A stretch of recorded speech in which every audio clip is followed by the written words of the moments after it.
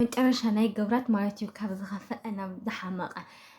ናፍቲ ናይ መጨረሻ እንትን ይኸደሎ ማለት እዩ። ሰላም ሰላም ከመይ ቀኒኹም ዝኸበርኩም ተኸታተልቲ መደብ ሱዚ ናይ ሱዚ መደብ እዩ ማለት እዩ።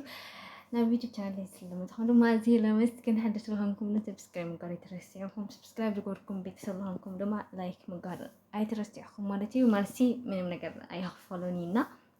قدم كان يترسيحهم كلكم يدلي مالتي لما عندنا بزعوا قبرات بزعوا عاركو حدا نقدر كنجينا بروح حدش نقدر هتفطر له ونما ترش على تخدلا تقول ده كم يكزازم نايب حكي نخلص جزء على وديو لبل حكا ونتنا ناي قبرات نايم علو كم يمثل سلمنتاي مس عاركو خاك استاكن زي تأجم آتيام من الحلا نقدر كنينا مالتي بس كم ترشان تحدات أني حكمكم عقل غيركم مالتي تحكي تفوت ويهم مالتيو ጨርጊድና ኣከሎም ጎራውቲኦም ከምኡ ደለ የዕርኽትዮም ማለት እዩ። ሓደ ሓደ ግዜ የዕሩኽ ብፅቡቅ ነገር የዕርኽ ኣሎ፣ ብሕማቅ ነገር ላይ የዕርኽ ኣሎ። በቃ ከነ ቦታኻ ኮይንካለ ዕርክነት ለሎ ማለት እዩ። ማለት በብኸውርኻ ናሃለኻ ብጣዕሚ ለ ከይተፈላለጥካ ብጣዕሚ ለ ከይተረሓሓቕካ ተኸባቢርካ ትነብር ዕርክነት ኣሎ። ብጣዕሚ ትፈላለጥ ኣብ ፅቡቅ ኣብ ደስታ ኣብ ሓጎስ ኣብ ብዙሕ ነገራት ሼር ትገባበር ትተሓጋገዝ ምናምን ዕርኽት ለኒ ኢኻ ንሕማቅ ንጥፍኣት ንፀገም ንምቕታል ንምጭፍጫፍ ሕማቅ ነገር ንምሕሳብ ምናምን ከዓ የዕርኽት ትኸውን ኢኻ ማለት እዩ። እና ካብኣቶም ድማ ኣከሎምና ጨርጊድ ይቅርታ ኣከሎምና ገብራት ንሕማቅ ነገር እዮም ዕርክነት ዝጥቀምሉ ማለት እዩ። ብፍላይ ኣከሎም ብጣዕሚ ተንኮለኛ በቃ ተመን ባዕሉ በልዎ ማለት እዩ። ኣፍቲ ክፋእ በቃ ከመይ ጌሩ ከም ዝጠበብ ክነግረኩም ይኽእልኒ እና ብርግፅ ገብራት ዝሰርሖም ስራሕቲ እሱ ዝሰርሖም ስራሕቲ ኣከሎም ጥራሕ ሓላፍነት ወሲዱ ወይ ድማ ኣከሎም ጥራሕ ሕማቅ ነገራት መማኸሪ ምናምን ክትብሎም ኣይትኽእልን ኢኻ። ክልቲኦም ነናይ ባዕሎም ጥፍኣት እኒአዎም ግን ቀንዲ ተዋሳኢ ገብራት ከም ምዃኑ ንፈልጥ ኢና። ኣከሎም ግን ብጣዕሚ ዘተባብዖ ብጣዕሚ እዩ በቃ ጠንኪሩ ንክሰርሕ ውፅኢታዊ ንክኸውን እቲ ጉዳይ ንክውዕሎ ሸለል ንኸይብሎ ምናምን ማለት እዩ ብድሕሪት ኮይኑ ኣጆኻ ይልብሎ ማለት ኢና። እሱ ድማኒ ሓቂ ሓደ ሓደ ግዜ ከበድቲ ስራሕቲ ይህልውካ ወይ ድማ ከበድቲ ሓሳባት ይህልውካ ምናምን እሞ ብድሕሪኻ ኮይኑ ወላዲኻ ድዩ ወይ ድማ ሓውካ ሓፍትኻ ድዩ ኣነ ዘለኹ ኳይ ኣጆኻ ጎበዝ በርትዕ ምናምን ኢሉ ሰፖርት ይገብረካ እሞ ንስኻ ድማ ደኺሙካ ድዩ ነይሩ ሰልችይካ ድዩ ነይሩ ኣብ ሕማቅ ሓሳብ ዲኻ ነርካ ወይ ሕማቅ ዲኻ ክትሓስብ ናብ መደብካ ነርካ ምናምን ገለመለ ትናቱ ተስፋ ትናቱ ፍሸኽ ኢሉ ዝናገረካ ነገራት ትናቱ ሓቦ ትንዓኻ ለደኽመልካ ነገራት ክትርኢ ከለኻ ደለ ኩሉ ነገር ኣልታዊ ነገራት ጎሓሒፍካ እስኳ ከምዚ እናበለንስ ኣነ ድማ ዋጋ ላይ ከፍለሉ ነቲ ስራሐይ ነቲ መንገደይ ምናምን ኢልካሲ እንትን ትኾነሉ ነገራት ኣሎ ማለት እዩ። እና ከምዚ ነገራት ተኾይኑ ፀገም ዝበሃል ነገር የብሉ ብኡ ኣንፃር ከዓ ናብ ገብራት ከዓ ከምኡ እዩ ማለት ኣከሎም ማለት እዩ። ንኾነት ስራሕ ትቐተል እንድሕር ሃልያ ብዛዕባ ምቕታል እንድሕር ሓሲቦም ኮይኖም እታ ምቕታል ሓድሽ ሓሳብ ንኸየምፅእ ገብራት በቃ ብጣዕሚ ተጠንቂቑ ኪዳላ ኣጆኻ በርስዒ ይብሎ ዝኾነ ነገር ክወቅዕ ድዩ ተደልዩ ወይ ድማ ውላዶ ድዩ ክሰጉጉ ንሕደልዩ ምናምን ለ በቃ እቲ ሓሳብ ብዝኾነ ይኹን ነገር ተንሸራቲታ ንኸይትተርፍ ብጣዕሚ ዘተባብዖ ማለት እዩ። ካብኡ ውጭ ግን ገብራት ብዙሕ ነገራት እዩ ከሲሩ ብዙሕ ነገራት እዩ ኣጥፊኡ ብዙሕ ነገራት እዩ ሂወቱ ንባዕሉ እዩ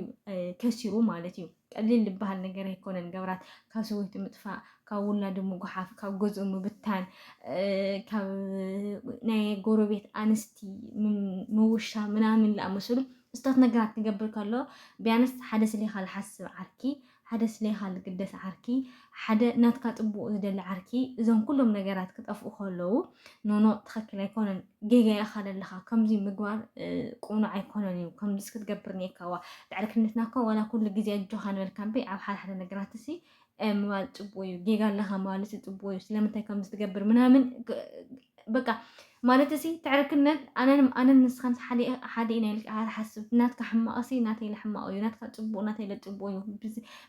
በቲ ዝተኸኣሉ ክፋል ማለት እዩ። ማለት ናይ ሰብ ኩሉ ሂወት ጠቕሊልካ መሓሳብ ስለዝኾንካ ሽግሩ ናብ ገዛኻ ከፍ ክተብሎ ይትኽእልን ኢኻ። ናይ ባዕልኻ ህይወት ስለለለካ ማለት እዩ ናት ካልእ ሽግር እንዳለ እንዳ ጎረቤት ድዩ ወላ እንዳ ዓርክኻ ኸይድካ ጉሒፍካ ክትመፅእ ትኽእልን ኢኻ ግን ብዝተኸኣለካ መጠን በቲ ትፈልጦ ልክዕ በቲ ክትገብሮ ትኽእል ልክዕ ግን ናይ ምሕጋዝ ሓላፍነት ወሲድካ ናይ ክትፅናዕናዕ ኢኻ ወላ ተመለስቲ ኢኻ ክትብሉ ወላ ንኖኪድ ኢኻ ክትብሉ ዝኾነ ነገር ትኸዶ ርሕቐት ኣሎ ስለዚ ካብዚኣቶም ኩላቶም እኳ ዳ ብኣንፃሩ ዝተረፈ ተሃልዩ ንኸይገድፍ እዩ ኣክሎም ዝበረታትዖ ንገብራት ማለት እዩ ዝቕተል ተሃልዩ ንኸይተርፍ ዝጓሓፍ ተሃልዩ ንኸይተርፍ ዝስጉቕ ተሃልዩ ንኸይተርፍ ምናልባት ነፍሰይ ከጥፍእ እየ እንተዝብል ምስ መን ኮይነ እየ ሕማቕ ሓሳብ ክሓስባ ይብልን ኣክሎም ርግፀኛ ኮይኑ ነግረኩም ልኽእል ማለት እዩና እሳቶም ብቻ ኣይኮኑን ባይዘወይ እሳቶም ከምዚ ዓይነት ካራክተር ገይሮም ተላዊሶም ይናገሩ እምበር ናይ ብዙሕ ሰብ ሂወት ታሪክ መሲሉ ይስምዐኒ ኣነ ማለት እዩ ብፍላይ ኣብዚ ሕጂ ግዜ በቃ ንማንም ዘይተኣምነሉ ግዜ ይኮይኑ እዩ ማለት እዩ ካብ ሓደ ሓደ ውስናት ካብ ሓደ ሓደ ለባማት ካብ ሓደ ሓደ ልቢ ዝበልዑ ሰባት ካብ ሓደ ሓደ እምነትን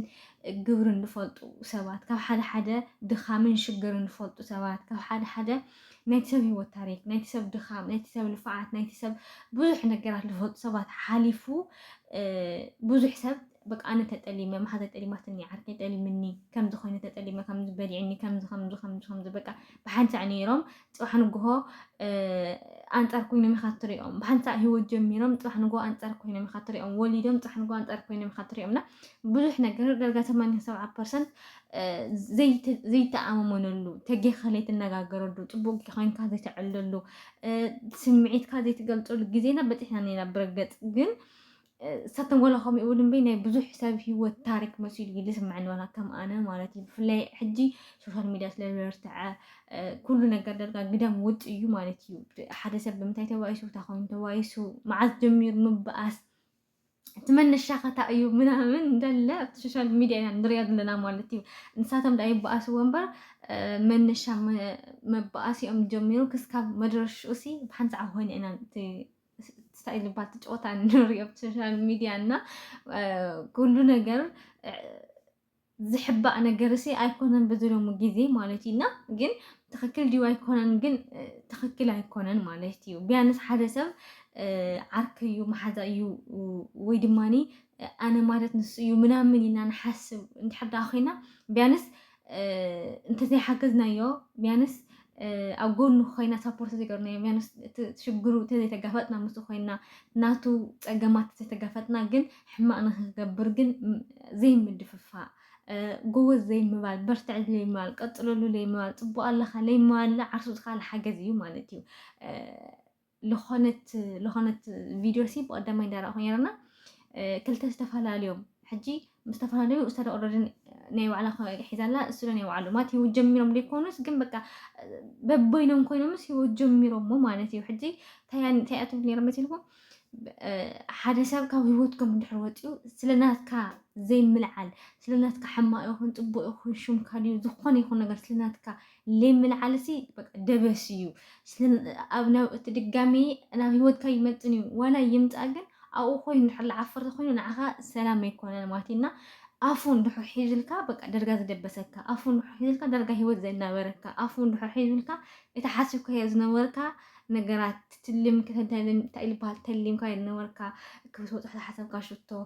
ብዙሕ ነገራት ኢኻ ትሓስብ ብዙሕ ነገራት ይልርኢኻ ቆልዓ ይመፁ ስድራ ይመፁ ተኣረግ ገለመለ ኢኻ ትሓስብ ፍቑራት ሰብ ሓደርቲ ኮይንካ ክሳብ ምዛዕና ስለዚ እዝታት ነገራት ዋላ ብሓደ ኣይትኽዶ ከምዚ ሓሰብካዮ እቲ ጉዳይ ዋላ ኣይኽይድ ግን